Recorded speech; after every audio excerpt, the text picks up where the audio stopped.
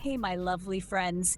Today I'd love to tell you an inspiring story called The Mountain Within.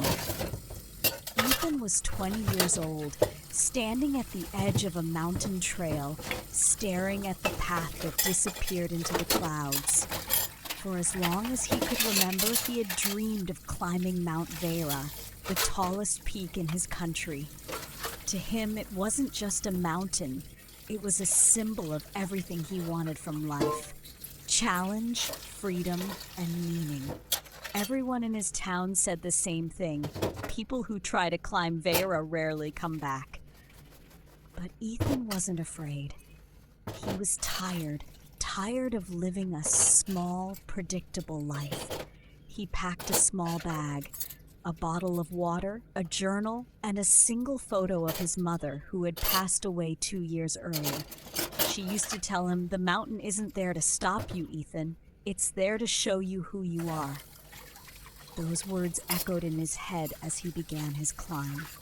The first few days were easy. The air was fresh, the path clear. Ethan sang, shouted into the wind, and felt alive for the first time in years.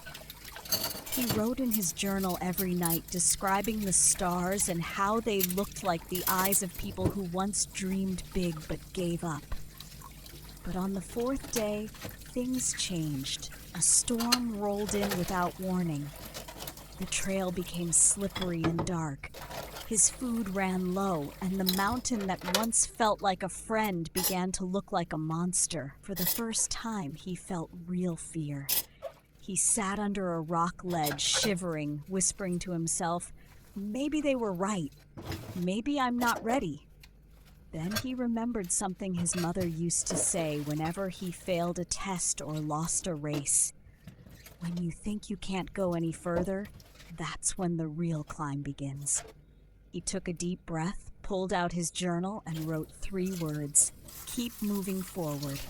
The next morning, he started climbing again. His legs hurt, his lips were cracked, but he kept going. Along the way, he met a shepherd, an old man with kind eyes and a walking stick carved from oak. The man looked at Ethan and said, "Why do you climb, boy?" Ethan smiled weakly. "To prove that I can." The shepherd chuckled. "Then you'll never reach the top. The mountain doesn't reward pride. It rewards purpose." Those words struck Ethan deeper than the cold wind. That night, he thought about them. Maybe he wasn't climbing for himself. Maybe he was climbing for his mother, for the boy he used to be, for every dream he was afraid to chase. When he finally reached the summit days later, the sky was clear and endless. He stood at the edge, breathing thin, icy air, and for a moment he felt nothing. No pride, no victory, just peace. He whispered, "I did it, Mom," and smiled through his tears. Then he noticed something in the distance, another mountain, even taller, far beyond the horizon. For a second he laughed. He realized that life would always bring new mountains, new storms, and new lessons. The goal was never to conquer the mountain. The goal was to become the kind of person who keeps climbing. Ethan returned to his town months later. People gathered around him asking for stories of his adventure. But he didn't talk about the dangers or the cold.